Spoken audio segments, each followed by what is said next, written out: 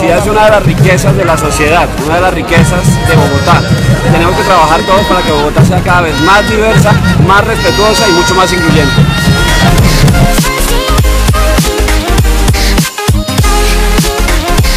Pienso que primero que todo vale primero la educación. La educación viene desde nuestros hogares y creo que es algo muy fundamental.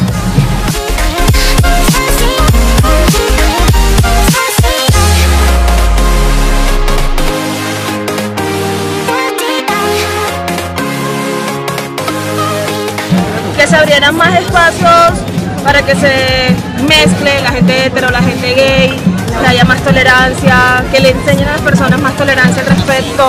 Yo creo que el proceso empieza desde casa, tenemos que empezar en los colegios a enseñarles a las personas, a los niños, a lo que es la cuestión de la inclusión, lo que es la diversidad, para que cada quien logre, no sé, vivenciar pues, lo que cree. Sí, claro. Seguir con eventos como estos, claramente, y también seguir introduciéndolo como en la ley poco a poco. Educación, mano, la educación de familia y eso empieza por casa. Fomentarle a los niños el respeto y que todos somos iguales. Simplemente eso.